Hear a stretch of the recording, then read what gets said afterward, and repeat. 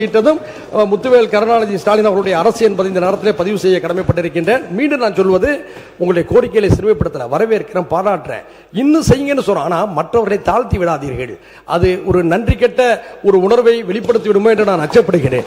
இல்ல அவருக்கு பாருங்க, இருங்க ஒரு விஷயம், முக்கியமான விஷயம், உட்காருங்கன்ற நீ இல்ல உங்களுக்கு அனுமதிக்கணும், உட்காருங்க, இருங்க இல்ல நன்றி உணர்வு என்று பற்றி நீங்க சொன்னீங்க. மாண்புமிகு இல்ல நன்றி உணர்வோடு இருக்கும்னு சொன்னார். மாண்புமிகு அமைச்சர் அவர்கள் யாராலே வெற்றி பெற்றோம் என்பதை நினைவு கூர்ந்து இந்த அவையிலே அதை பதிவு செய்ததே ஒரு நன்றி உணர்வுடைய அடையாளம் தானே. மாண்புமிகு சட்டத்துறை அமைச்சர் உட்காருங்க, நீங்க உங்களை அனுமதிக்க போறேன், நீங்க கண்டிப்பா பேசுங்க, உட்காருங்க, கண்டிப்பா அனுமதிப்பேன். மாண்புமிகு பேரவைத் தலைவர் இல்லை, இந்த நன்றி கெட்ட அப்படின்ற வார்த்தையை கண்டிப்பா மிகவும் தடித்த வார்த்தையோடு இருக்காருன்னு சொல்லிட்டேன். ஏன்னா பேசுறப்ப மிகவும் தெளிவாக சொன்னார். எதனால யாருக்கெல்லாம் நன்றி சொல்லி வந்தார். ஐயா காதர் மைதீன் அவர்களும் பாத்தீங்கன்னா, நாங்கெல்லாம் கண்ணியமிகு காகிதமில்லத் அவர்களை பார்த்ததில்லை. ஆனால் நான் ஐயா காதர் மைதீன் அவர்களை நேரில் சந்தித்த பொழுது அவ்வளவு கண்ணியமாக என்ன நடந்தது என்று அவர் எல்லாத்துக்கும் சொன்னார். எதனால் அவர் கூட்டணி விட்டு வெளியே வந்தார், எதனால இவங்கெல்லாம் சேர்ந்து திமுகவையும் அதிமுகவும் சேர்ந்து பந்திப்போம் எல்லாம் சொன்னார். சொல்லிட்டு தான் வெளியே வந்தார். ஏதோ நன்றி கெட்ட தனமாக அப்படிலாம் இல்லை. இவர்கள் என்ன முயற்சி செய்தால் அவங்க எல்லாம் சேர்ந்து திமுகவும் அதிமுகவும் சேர்ந்து ஆட்சி அமைக்க முயற்சி செய்தார்கள் என்பதை எதிர்த்து தான் வெளியே வந்தனர். இந்த வார்த்தைகளை அவர் தவிர்த்தால் இது போன்ற தேவையற்ற விவாதங்கள் இங்கே வராது. அதையெல்லாம் தெளிவா அவர் பத்திரிகையில பேட்டியில சொல்லிட்டு தான் வந்தார். அதனால தேவையற்ற வார்த்தைகளை தவிர்த்தாலும் இது போன்ற விவாதங்கள் வராது. தெளிவாக இந்த அவையும் தெளிவாக செல்லும் என்பதை தெரிவித்துக் கொள்கிறோம். இனி ஒரு முடிவு இனி சம்பந்தப்பட்ட உட்காருங்க, ஒரு முடிவு சொல்லிடுறேன், உட்காருங்க. இனி மாண்புமிகு அமைச்சர் எந்த துறையை சார்ந்த அமைச்சர் பதிலளித்துக் கொண்டிருக்கிறாரோ அந்த துறை சார்ந்த அமைச்சருக்கு பதிலளிக்கிற வாய்ப்புக்கு தான் முன்னுரிமை வழங்கப்படும். அந்த வகையில் நம்முடைய மாண்புமிகு சிறுபான்மைத்துறை அமைச்சர் அவர் பேசி முடித்து விட்டார்கள். இஸ்லாமிய சமுதாயத்தைச் சேர்ந்த சட்டமன்ற உறுப்பினர் அந்த வாய்ப்பை நான் தந்து கொண்டிருக்கிறேன். முன்னாள் அமைச்சர் மெய்யநாதன் அவர்களுக்கு வாய்ப்பு தர வேண்டும் கேட்டு அவருக்கு வாய்ப்பு நான் தருகிறேன். நீங்க பேசுங்க, உட்காருங்க.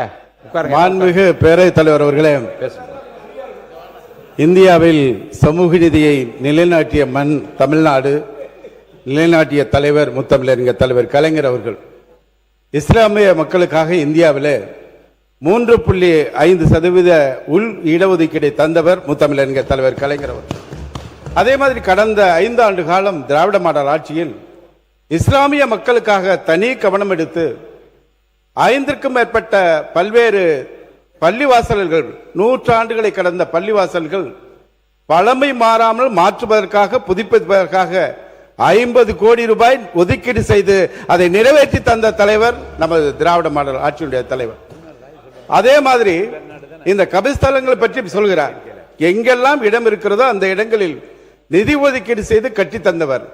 அதே மாதிரி ஹஜ் யாத்திரை மேற்கொள்கின்ற இஸ்லாமிய சகோதரர்கள் வெளிநாட்டு பயணங்கள் மேற்கொள்கிற பொழுது அங்கே தங்கி செல்வதில் சிரமம் ஏற்படுகின்ற பொழுது என்று கோரிக்கை வைத்தவுடன் கனிவோடு பரிதவித்து 40 கோடி ரூபாயிலே அவர்கள் தங்கி செல்வதற்கான அந்த கட்டடத்தை கட்டுவதற்கான பணிகளை மேற்கொண்டவர் திராவிட மாடல் ஆட்சியுடைய தலைவர். அதோடு மட்டுமல்ல, இங்கே சொன்னார்கள் பட்டா இடங்கள்ல தேவாலயங்கள், பள்ளிவாசல்கள் கட்டுவதற்கு நிறைய பேர் அனுமதி கொடுத்துட்டு பல பிரச்சனைகளால தடைபட்டுவிடும். ஆனால் இந்தியாவில் எந்த முதலமைச்சரும் இல்லாத தமிழ்நாட்டில் 30 நாட்களுக்குள்ளாக அந்த கட்டிடங்கள், பள்ளிவாசல், தேவாலயங்கள் கட்டப்படுவதற்கான அரசாணை வெளியிட்டவர் திராவிட மாடல் ஆட்சியினர். அது மட்டுமல்ல, 30 நாளைக்கு கொடுக்கலனா 31வது நாள் அரசாணை கொடுத்ததாக ஏற்றுக்கொண்ட நீங்கள் பணிகளை தொடங்கலாம் என்று சொன்ன தலைவர் திராவிட மாடல் ஆட்சியுடைய தலைவர். அவரை பார்த்து இப்படி பேசுகிறேன், நியாயம் தானா என கேட்க விரும்புகிறேன். அதே மாதிரி 10.5% இடஒதுக்கீடு கடந்த அதிமுக ஆட்சியில் கொண்டு வரப்பட்ட அந்த திட்டம் திராவிட மாடல் ஆட்சி பொறுப்பேற்றதுக்கு பிறகும் செயல்படுத்தப்பட்டது. அப்படி செயல்படுத்தப்பட்டது, நான் பேசி முடிச்சிடறேன். அப்படி செயல்படுத்தப்பட்டதுக்கு பிறகு 108, அதாவது இந்த 10.5 மற்ற 20% இடஒதுக்கீடு தான் 10.5 கொடுத்திருக்கோம். இந்த 20% இடஒதுக்கீடு வன்னியர் உட்பட 108 ஜாதிகளுக்கு 1989 20% இடஒதுக்கீடு தந்தவர் முத்தமிழறிஞர் தலைவர் கலைஞர் அவர்கள். இன்றைக்கு வரைக்கும் 36 வருஷமா நாம அந்த இடஒதுக்கீடு தான் பயன்படுத்துகிறோம். இங்கே பேசியவர் சொன்னார், தலைவர் குடும்பத்தை சார்ந்தவர் வழக்கு போட்டார். அது கிடையவே கிடையாது, உண்மைக்கு புறமான செய்தி. அந்த அதை பத்தி நான் ஆய்வு இல்ல, செய்து சொல்லிட்டேன். அது இல்ல, அதுக்குள்ள போக வேணாம். நான் சொல்லிவிட்டேன். அதை பற்றி ஆய்வு செய்து நான் முடிவு அறிவிக்கணும்னு சொல்லிவிட்டு அதுக்குள்ள போகாதீங்க, விட்டுருங்க. வாங்க சொல்லிடுறேன். 10.5 சென்னை உயர்நீதிமன்றம் மதுரை கிளை வழக்கு வந்தவுடன் அந்த ஜிஓவை ரத்து பண்றாங்க. ரத்து பண்ணவுடன் அன்றைக்கு இருந்த திராவிட மாடல் ஆட்சியுடைய தலைவர் முதலமைச்சர் அன்றைக்கு மருத்துவர் ஐயா அவர்கள் சட்டமன்றத்தில் இங்கே வந்து சந்திக்கிறார். உடனடியாக அதை எதிர்த்து சுப்ரீம் கோர்ட் உச்ச நீதிமன்றம் சென்றவர் நமது அன்றைய தமிழ்நாடு முதலமைச்சர் சட்ட போராட்டம் நடத்தினார். அன்றைக்கு உச்ச நீதிமன்றம் அந்த 10.5% இடஒதுக்கீடு அரசாணையை ரத்து செய்துவிட்டு அவர்கள் என்ன சொன்னார் என்றால், எந்த டேட்டா வச்சு நீங்க இந்த இடஒதுக்கீடை கொடுத்தீங்க?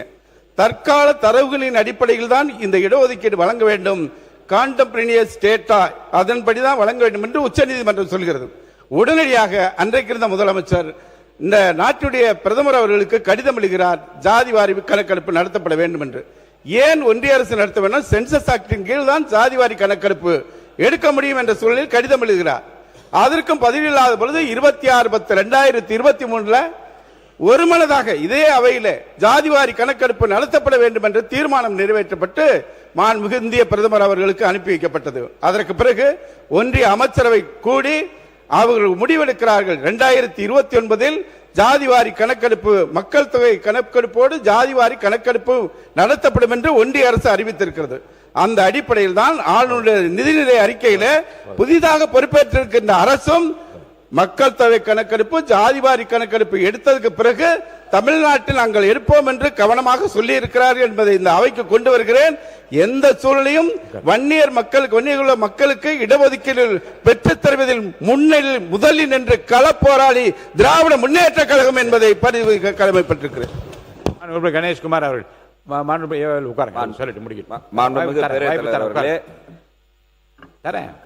இதை நான் அரசியலாக்க விரும்பல. உண்மையிலே பின்தங்கிய மக்கள், எண்ணிக்கையில் அதிகமாக இருக்கக்கூடிய மக்கள், தமிழ்நாட்டினுடைய மக்கள் தொகை கணக்கெடுப்பில் பெரும்பங்கு ஆக இருக்கக்கூடிய அந்த வன்னிய மக்கள் இன்றைக்கும் பின்தங்கிய சூழ்நிலையில் தான் இருந்து கொண்டிருக்கிறார்கள். அதற்காக தான் அந்த இடஒதுக்கீடு என்ற ஒரு விஷயம் என்பது இன்றைக்கு நேற்று அல்ல, நீண்ட நெடிய வரலாறு இருக்கு. அவர்களுடைய தலைவர் தான் கொடுத்தார், நாங்க இல்லைன்னு சொல்லல. பல போராட்டங்களுக்கு பிறகு ஒரு நாள் சாலை முறையில் எங்களுடைய மருத்துவர் ஐயா அவர்கள், இல்ல நான் முடிச்சிருந்த பேர தலைவர்கள் ஏதோ எல்லாத்தையும் அவங்க தான் கொடுத்தாங்க. தானதுக்கு மட்டும் நீங்க பதில் சொல்லுங்க. விளக்கம் வரலாறுலாம் சொன்னீங்கன்னா அது கால தாமதம் வேண்டாம். வரலாறு சொல்லல, ஏதோ தான் பாக்கெட்ல இருந்து எடுத்து கொடுத்துடல. பல போராட்டங்களுக்கு பிறகு இருங்க, நீங்க பேசும்போது நான் அமைதியாக தான் இருந்தேன். அப்ப நீங்க சொன்னது எல்லாத்தையும் நாங்க சொல்ல, அவர் சொன்ன கருத்துக்கு மட்டும் நீங்க விளக்கம் சொல்லலாம், அவ்வளவுதான். 21 உயிர்களை தியாகம் செய்த பிறகு வன்னியர் சமுதாயத்திற்கான இடஒதுக்கீடு கோரப்பட்டது. 108 சமுதாயத்தையும் சேர்த்து இடஒதுக்கீடு வழங்கப்பட்டது. அதையும் நாங்கள் மனதார வரவேற்றோம். அதற்காக தான் அன்னைக்கு கூட அமைச்சர் சொல்லும் போது அந்த மஞ்சத்துண்டு ஏன் முன்னாள் முதல் கலைஞர் அவருடைய கழுத்தில் இருந்ததுன்னு கேட்டாரு. 108 சமுதாயத்திற்கு சேர்த்து கொடுத்ததற்காக சமூக நீதிக்கு நீங்க கொடுத்தீங்கன்னு உங்களை அங்கீகரிச்சு பாராட்டி விழுப்புரத்துல மாநாடு ஏற்பாடு செய்து எங்களுடைய நிறுவனர் மருத்துவர் ஐயா அவர்கள் உங்களுக்கு கழுத்துல போட்ட அந்த துண்டு, மஞ்சள் துண்டு, அதற்கு பின்னாடியும் வரலாறு இருக்கு. நாங்க கேட்கக்கூடிய விஷயம் ஒண்ணுதான், அமைச்சர் தெளிவா சொல்றாரு, ஏன் குழப்பறீங்க? 10.5% இடஒதுக்கீட்டிற்கும் சாதிவாரி கணக்கெடுப்புக்கும் சம்பந்தம் இல்ல. உச்ச நீதிமன்றத்தில் தெளிவா கொடுத்திருக்குது, குவான்டிஃபையபிள் டேட்டா. அதற்காக தான் எங்களுடைய தலைவர் மருத்துவர் அன்புமணி ராமதாஸ் அவர்கள் 3 முறை உங்களுடைய முதலமைச்சரை நேரில் வந்து சந்திச்சு குவான்டிஃபைபிள் டேட்டா தாங்க கேட்டிருக்கிறாங்க. எப்படி பின்தங்கி இருக்கிறாங்கன்னு கேட்டிருக்கிறாங்கன்றதற்கு நீங்க ஆணையம் அமைச்சீங்க. ஆணையத்திற்கான ரெக்கமெண்டேஷன் கொடுக்காம 6 மாதத்துல எடுக்கணும்னு சொல்லி இன்னைக்கு 5 வருஷம் ஆச்சு. 5 வருஷமா நீங்க அந்த டேட்டா எடுத்து கொடுக்காததுனால இன்றை வரைக்கும் அந்த மக்கள் அவர்களுடைய உரிமையை பெறுவதற்கு கஷ்டப்பட்டுக்கிட்டு போராடிட்டு இருக்காங்க. அதற்கான பதில் சாதிவாரி கணக்கெடுப்பு அமைச்சர் சுக்கா மலகா புக்க காமிச்சு இதுல சொல்லி இருக்காரு. அது சாதிவாரி கணக்கெடுப்பு சம்பந்தமானது. 10.5க்கும் அதுக்கு சம்பந்தம் இல்ல. 10.5ல கேட்பது குவான்டிஃபையபிள் டேட்டா. குவான்டிஃபையபிள் டேட்டானா இந்த மக்கள் பின்தங்கி எப்படி இருக்கிறாங்க. டிஎன்பிசில உங்ககிட்ட ரெக்கார்டு இல்ல. டிஎன்பி போதும். உறுப்பினர் OS மணியன் விளக்கமா சொல்லிட்டீங்க, நிறைய விளக்கங்கள் சொல்லிட்டீங்க, போதுமானது. உறுப்பினர் அமைச்சர் மக்கள் நல்வாழ்வுத்துறை அமைச்சர் பேரவைத் தலைவர் அவர்களே, நேற்றே இந்த மானிய கோரிக்கை குறித்து சட்டமன்ற உறுப்பினர்கள்லாம் பேசியாகிவிட்டது. அமைச்சர் பதில் உரை அளித்து விட்டார். இதன் பிறகு திரும்பவும் இந்த விவாதத்தை ஆரம்பிக்க வேண்டாம், நம்ம முடிச்சிடலாம். நன்றி. OS மணியன் மட்டும், வேற யாரும் அனுமதி இல்லை. No I am not allowing anybody speak. No I am sorry, இதுக்கு மேல யாருக்கு அனுமதி கிடையாது. OS மணியன் அவர்கள் மைக் கொடுங்க. சொல்லுங்க. மாண்புமிகு பேரவைத் தலைவர் அவர்களே, இஸ்லாமிய பெருமக்கள் பெரும்பான்மையானவர்கள் வாழ்ந்து கொண்டிருக்கிற நாடுகளில் கூட அமல்படுத்தாத ஒரு திட்டத்தை இதய தெய்வம் புரட்சித்தலை அம்மா அவர்கள் ரமலான் நோன்பு கஞ்சி தயாரிப்பதற்காக 5200 மெட்ரிக் டன் அரிசியை விலையில்லாமல் வழங்கியவர் என்னுடைய முன்னாள் முதலமைச்சர் புரட்சி தலைவி அம்மா அவர்கள். அதே போல இஸ்லாமிய பிரமுகர்கள் ஹஜ் யாத்திரைக்கு சென்று வருகிறவர்களுக்கு மத்திய அரசு மானியத்தை நிறுத்திவிட்டார்கள்.